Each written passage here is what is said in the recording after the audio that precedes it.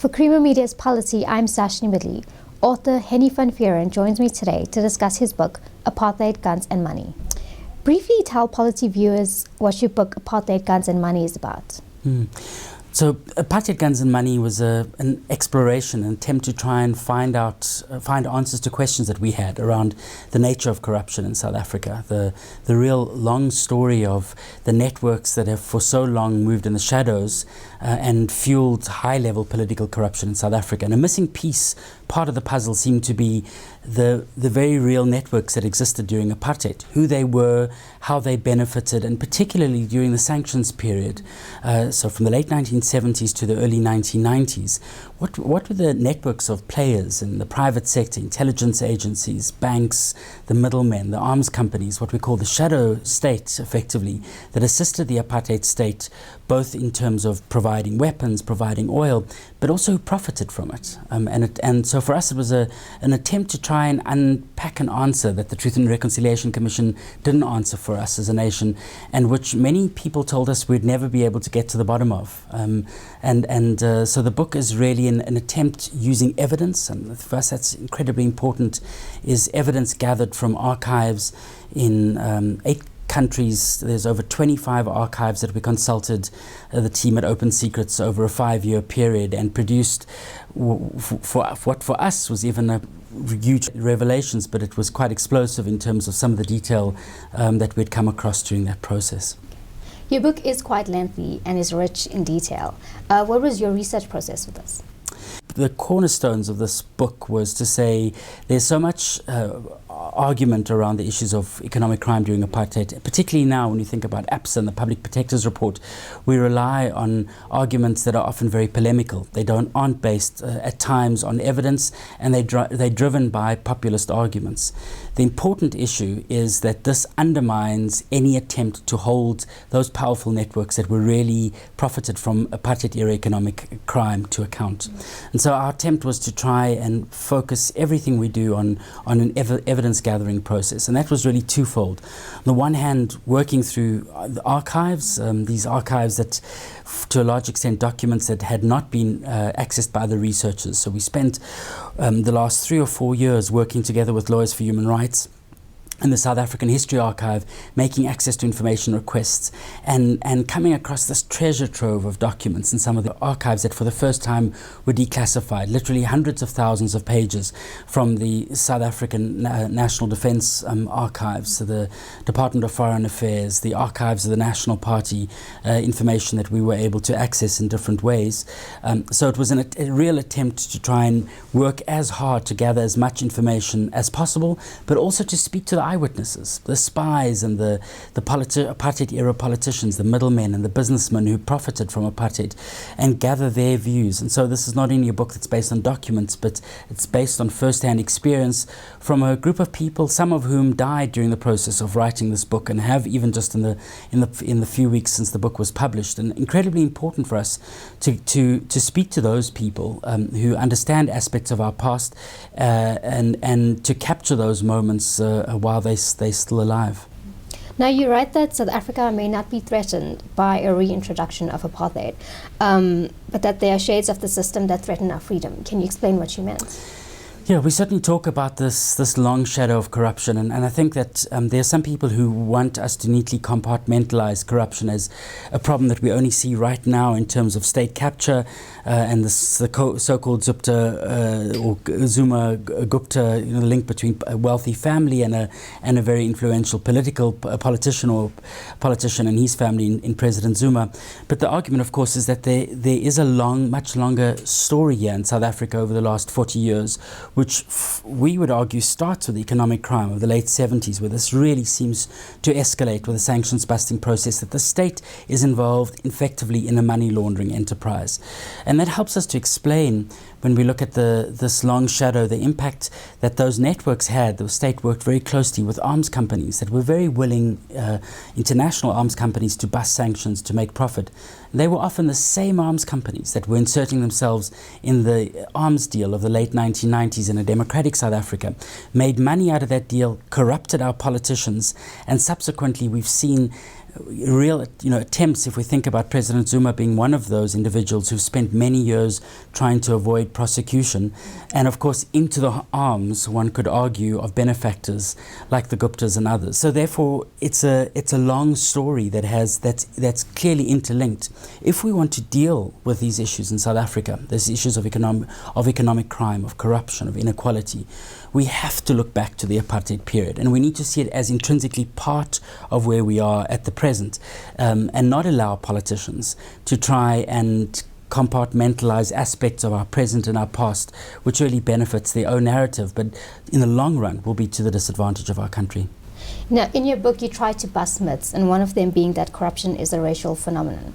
Why do you think this is a myth? Yeah, I think it's important, given the concern that South Africans have with corruption today. It's often framed as being a racial phenomenon. It's a problem firstly of a constitutional order, of a democratic government, and therefore also of a black-led government. And in order for us to reframe this debate, this is not to give a free pass to any politician or business person who's involved in corruption, but for us to recognize two things. One is that certainly there is a long history of economic crime that dates back from the apartheid period, and the beneficiaries there often was the apartheid system itself, which benefited a small group of people at the expense of the majority. I think we could argue that certainly is what we understand to be corruption. And of course also that it's always been a story, not only of the state and the public sector involved in corruption, but it's both the public sector and the private sector. And the story of economic crime during apartheid shows, I think, and really magnifies the willingness of big players in the financial sector, big banks, for example, to actively help create a global money laundering machine through a bank that we've identified in Belgium and Luxembourg, Kredietbank Belgium and Kredietbank Luxembourg. We believe it was central to creating a global money laundering machine that assisted the apartheid state to survive, to bust sanctions, and to break international laws over an almost 20-year period. And that, I think, talks to the real nature of economic crime in South Africa, and the continuing nature, I think, of precisely those networks.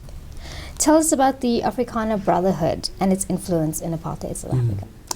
So the problem of secrecy, I think, that we grapple with today in South Africa, we think about the secrecy bill that civil society and many ordinary citizens have pushed back against, or the incursion by the State Security Agency, who's always looking at ways and meddling in different ways in our politics. I think that resistance comes from the way in which the apartheid state operated in a highly secretive manner. It used, during the militarization of the 1980s, various state institutions acted in a way that citizens couldn't get access to information, and acted in the benefit of sectional private interests, and obviously of the white minority government at the time. But we easily forget that at its very core, the National Party relied on a secret society, what was called the Afrikaner Brooder, or this brotherhood of men. They were Afrikaner men, numbered tens of thousands by the 1970s, 1980s, and really was the core group of people who made the decisions that became policy in a way even before the National Party cabinet or their caucus made decisions. It really does show, and it is a very powerful reminder of the fact that even that so-called white democracy that existed, as the National Party liked to refer to it, was a sham. Not only were political views suppressed, but even for the supporters of the white regime, there was a secret club of men who made decisions and directed policy decisions within society. The Broederbond is such a powerful reminder of why we need to resist these secretive networks in our society. Not conspiracy networks, but just attempts by and historically it's been by men, by powerful men, to subvert the public interest by in operating in the shadows. And when we see the re-emergence again of attempts by politicians and others to drive everything into the shadows, our past is such a powerful mirror to hold up to the present, and a reminder of why we as South Africans have both struggled to put an end to this type of practice, but cannot allow this equally to manifest again in whatever form some people may want it to. Now, Mervyn Rees, the RDM journalist who exposed Muldergate, was supposedly involved with the secret police. What was his involvement? Yeah, we looked at one of the things we were interested in was one of the big corruption scandals of the apartheid period was the so-called information scandal, Muldergate, in the late 1970s, where this slush fund was uncovered that was used to propagate the views of the apartheid regime, a propaganda slush fund, if you like, used to buy journalists and newspapers around the world. The White Parliament was never told about it, and there were various bureaucrats and others that were creaming off bits of money out of this scheme. And it became the defining corruption scandal, and in a way in the late 1970s was used as the basis for P.W. Botha's rise to power, we would argue, and also to deflect attention for something far bigger, far more sinister, which was the secret defense account, almost 600 times larger, that was used to hide money from public view, used to procure weapons at the time. And journalist Mervyn Rees is recognized as the whistleblower working at the Rand Daily Mail at the time, who uncovered the scandal together with Alistair Sparks, who was an editor of the Rand Daily Mail as well. And what was fascinating was we had really seen Mervyn Rees as this great investigative journalist, and there's no doubt that he was at times an excellent journalist. But as we undertook the work, it became clear from various sources, former journalists that we had spoken to, and one of the former senior spies within the apartheid security establishment, that Mervyn Rees was one of the men that collaborated with the security establishment and the police security branch, particularly in the 1980s. Was he a spy? An outright spy? We didn't find evidence to suggest that. But like some other journalists at the time, he was prepared to act as somebody who was a contact point with the security branch, and one can assume that was with the trade and the exchange of information. We don't know if Mervyn Rees was planted or was given this information by the security branch or forces around the security establishment to bust open this Muldergate scandal. But I think, again, it shows how the media and the press can also be manipulated in the interest of particular political groupings, particularly at a time when there was massive suppression of public information, and so there was a reliance on a handful of leaks. I think we're in fortunately in part a different situation today. It's such a reminder how big corporations like Naspers of the world would involve themselves in faction fights within the National Party and could benefit from exposés like the information scandal to ensure that their candidate, P.W. Botha, eventually took control of the state and, of course, benefited Naspers ultimately financially as a corporation. Many large sector companies assisted the apartheid government in getting around sanctions. How did they help the government? So the network of companies that we looked at were both domestic, that were assisting in sanctions busting, and global, and many private companies, South African corporations, we believe, were involved in a system of busting sanctions, in which they were basically given permission to move cash offshore, and they didn't have to report that in their annual reports. It's a little-known clause in the Companies Act of that time, which allowed for these type of practices to happen. And in fact, some of the business people we spoke to, billionaires, very wealthy people, described those kind of acts, the acts of sanctions busting, really as something that was demeaning, that reduced them to petty crooks. But of course, they were accomplices of the system. They were beneficiaries of the system, and they became wealthy off the system. And that network of people who were beneficiaries didn't go to the TRC to apologize. If anything, many of them, not all, but many of them presented themselves as victims of the apartheid system. And I think we didn't have a proper coming clean of the way in which big corporations benefited from the way in which they were accomplices of the apartheid system. We continue to think about those businesses because they're present in our lives as South Africans, but we often don't think about the many corporations outside of the country that equally benefited. One of those corporations we focused on is a bank in Belgium and Luxembourg, which I've mentioned, the Kredietbank Belgium, and its sister bank, the Kredietbank Luxembourg. And they, over a period of 20 years, we believe, assisted Armscor, the state-owned arms company, to establish a global money laundering scheme, which one of the world's leading authors on money laundering have described as one of the most sophisticated sanctions-busting money laundering schemes the world has ever seen. We identified over 800 bank accounts. With the officials from the bank acting as directors for the front companies that were set up in Liberia and Panama to bust sanctions and move up to 70% of the money laundering stash. It's about 500 billion rand in today's rand value that was moved through these bank accounts to bust sanctions. The Creditbank Belgium and Creditbank Luxembourg has never had to account for their actions, as have the other banks have not. We are working now as Open Secrets and together with the Centre for Applied Legal Studies at Wits to look at bringing a complaint in Europe against the bank to force the European authorities to investigate the activities of this bank and to look at ways in which we could potentially use the law to hold these type of banks to account.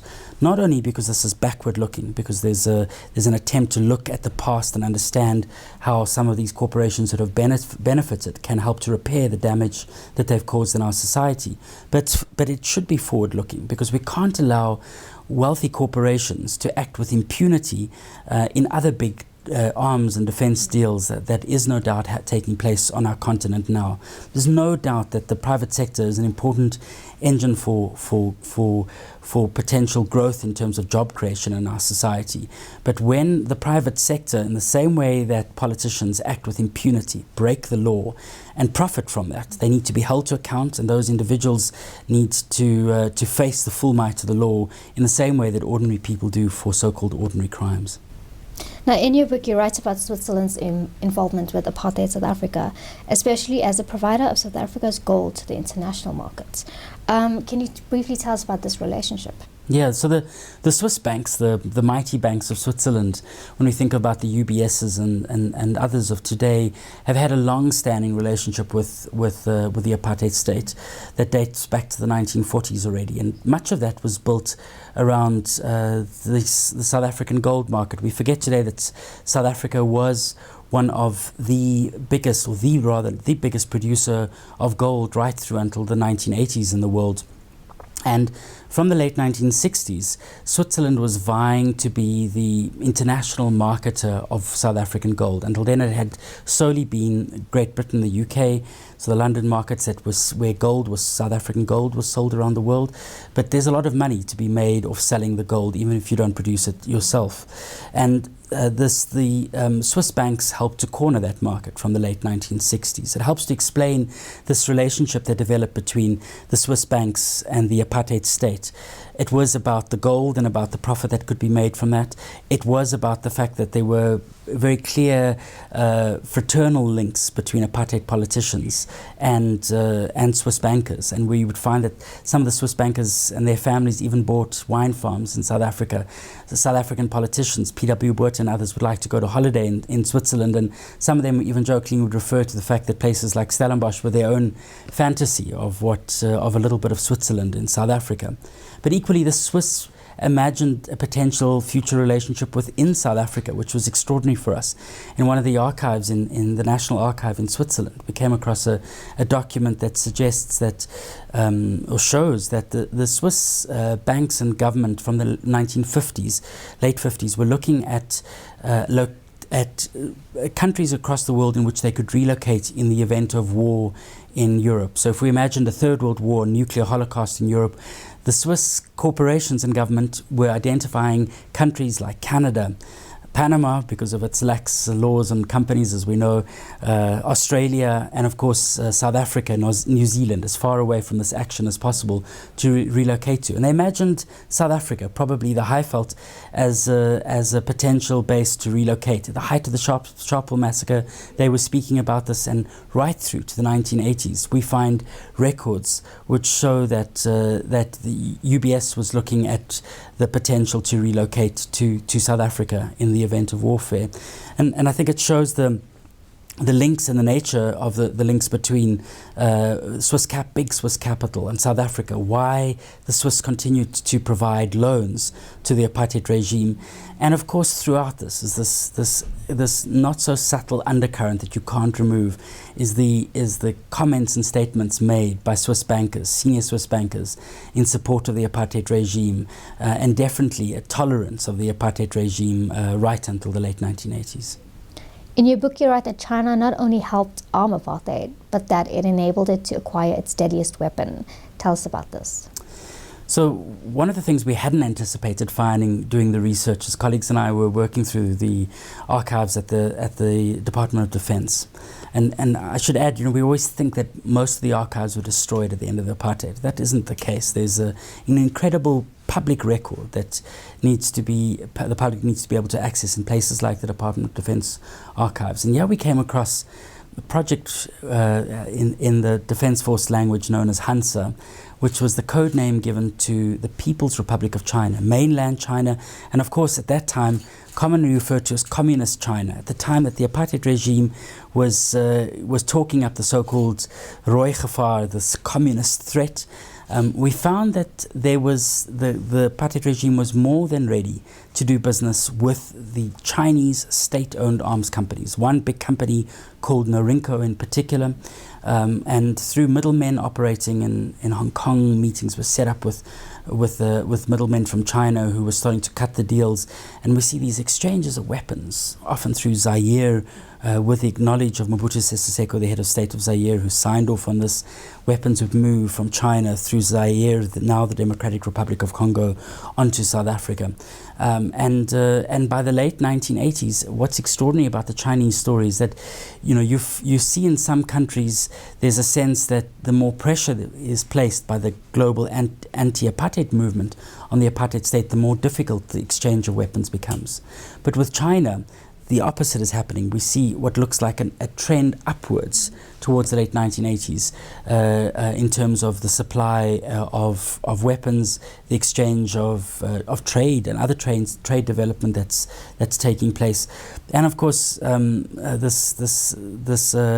this revelation by another researcher who worked in the nuclear energy sector in South Africa and in building nuclear bombs in South Africa, who revealed that it is likely that China was involved in the enrichment of nuclear weapons for the South African atomic bomb program, and of course was assisting and working with the South Africans in the development of their capacity to build missiles and potentially in the long term intercontinental ballistic missiles that could deliver those warheads far further around the world. I think there's a myth today that the Chinese government supported the Pan-Africanist Congress. We know they did, and later on started to warm up to the ANC from the early 1980s, but that they were vehemently always against the apartheid government. These records suggest the Chinese government, like that of many other governments, in fact 50 other governments we identified, was duplicitous. They played both sides, but equally the apartheid state was more than willing to play both sides. They were doing business with the enemy when they needed to, and at the same time generating this propaganda to their voters to say to use this as a means to garner support. And I think it just shows that there's no honesty amongst a den of thieves during this period. And finally, what did you hope would come about through the publishing of your book? For us, the book is an important output as an organization for open secrets. We felt that it's an important aspect of truth-telling as a country, and it's not only truth-telling. We don't want to speak to an audience, but it's truth sharing. We want people to engage with the book, to talk about the book, to share the book with one another, so that we better understand aspects of our past. And there's a power in that, in a country like ours, of just setting aspects of the record straight. We know this is not the full story. There are going to be many other aspects that we hope other people will reveal, but it's a contribution towards that truth-telling. It's a reminder that we cannot allow this type of economic crime to continue and persist, because it undermines democracy. It emboldened the apartheid state in the past, and it threatens to undermine our constitutional order today. And thirdly, it is fundamentally not only about the citizens' right to know in South Africa, but it is about a project of justice. We cannot allow the powerful and the mighty always to get away with it. We'll shame them, and we name them in the book, and maybe that's powerful enough for some of them who have never been exposed in this particular manner based on evidence. But secondly, there are attempts to try and hold the powerful corporations, particularly the banks in Europe and elsewhere, who supported the sanctions-busting system, to hold them to account, to avoid this happening in future in other situations, and to ensure that the damage which they've helped to bring upon the South African people by aiding and abetting apartheid is also repaired in some small way. That was author Henny van Vuuren discussing his book, Apartheid, Guns and Money.